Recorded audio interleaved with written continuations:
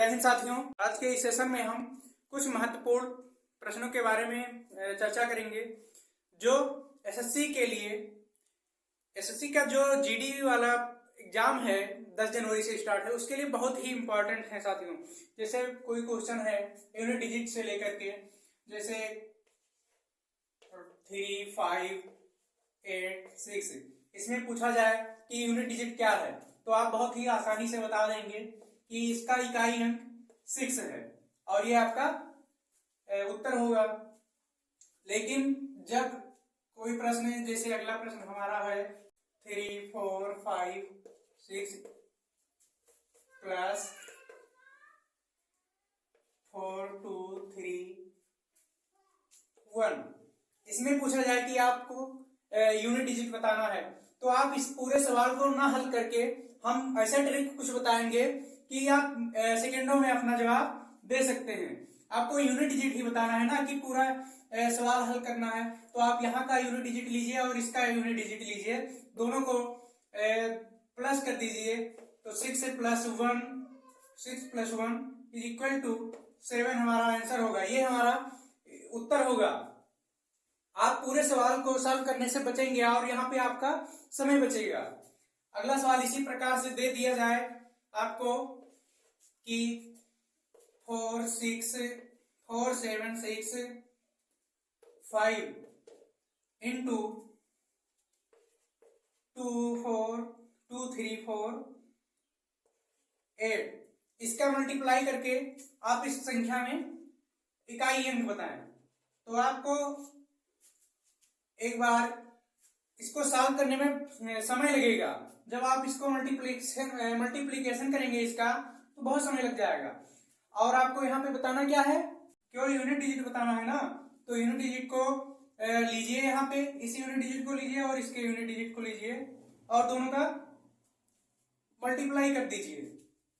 दोनों का जब मल्टीप्लाई करते हैं 5 × 8 कितना आएगा, 5 × 8 = 40,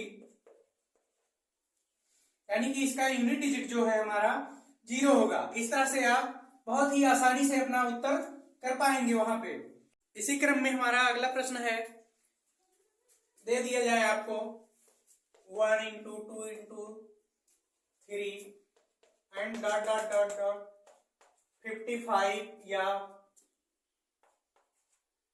कुछ और अंक दे सकता है यहाँ पे। तो आप इनमें इसका यूनिट डिजिट बताइए। तो आपको इसका मल्टीप्लिकेशन करने में बहुत समय लग जाएगा मित्रों। हम कुछ ट्रिक के माध्यम से बताएंगे, जैसे कि आप इनका उस अंक तक मल्टीप्लिकेशन करें जहां पे आपको 0 प्राप्त हो जाए। जैसे हम देखते हैं, ये है हमारा क्वेश्चन एंड सॉल्यूशन। ये इसको आप तब तक मल्टीप्लाई करिए जहां पे आपको एक 0 मिल जाए, क्योंकि जब हम 0 से किसी संख्या में गुणा करेंगे तो सब संख्या 0 हो जाएगी।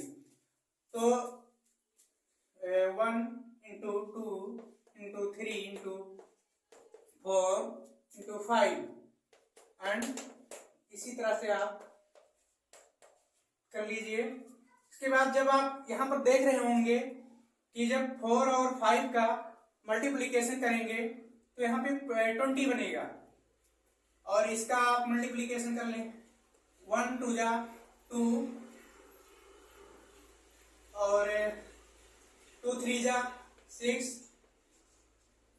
जब हमें केवल यूनिट डिजिट ही तो बताना है, तो यूनिट डिजिट का जब हम मल्टीप्लिकेशन कर देंगे इसका इसमें या इस संख्या का, यहाँ पे जो संख्या है हमारी 6 आएगी ना इसके बाद, तो 6 में जब हम इसको मल्टीप्लिकेशन कर देंगे तो सारी संख्या जो है 0 हो जाएगी। तो आपको आंसर यहाँ पे केवल एक 0 वाली संख्या को ढूंढना है जहां पे आपको मल्टीप्लिकेशन करने के बाद तुरंत 0 प्राप्त हो जाए। फिर आपको करना क्या है, जो 0 संख्या है वही आपकी आंसर होगा। इसका यूनिट डिजिट क्या आएगा, 0 होगा मित्रों। इसके बाद आप अगला प्रश्न है हमारा, प्रश्न है जैसे 3 का पावर 4 कर दे तो आप इसका यूनिट डिजिट आसानी से निकाल लेंगे। कैसे निकाल लेंगे, सॉल्यूशन देखेंगे। देखिए इसको आप 4 टाइम 3 का मल्टीप्लीकेशन कर देंगे, 3 इंटू 3 इंटू 3 इंटू 3, और इसका आप ऐसे मतलब कई लोग सोच रहे होंगे कि इसका हम आसानी से कर ले जाएंगे, तो इसका मल्टीप्लीकेशन इसमें कर देंगे, 3 3 जा 9, 9 3 जा 27, एंड अब आपको यहाँ पे देखिए 27 का मल्टीप्लीकेशन इसमें करना है इस 3 से, लेकिन आप इस संख्या को जब इसका मल्टीप्लीकेशन करेंगे तो बड़ी संख्या प्राप्त हो रही है। बहुत से मित्र होंगे जिन्हें मतलब वो अपने कैलकुलेशन में कमजोर होंगे, तो आपको क्या करना है, हमें यूनिट डिजिट बताना है ना, तो आप यूनिट डिजिट को लीजिए और इससे मल्टीप्लीकेशन कर दीजिए तुरंत, तो 7 3 जा क्या आएगा, 7 3 जा 21, और फाइनली हमारा जो आंसर आने वाला है यूनिट डिजिट वो होगा आंसर में 1 मित्रों। लेकिन हम जो पावर की संख्या कहीं आपसे 4 ही तो नहीं पूछेगा, इससे बड़ी भी पावर पूछ सकता है, जैसे कह दे कि 3 का पावर 125, तो आप कैसे आप यहाँ पे पावर कैसे यूनिट डिजिट निकालेंगे, यहाँ पे आपको 125 टाइम्स 3 का मल्टीप्लीकेशन करना है, तो कैसे करेंगे, तो इसके लिए कुछ ट्रिक्स हैं।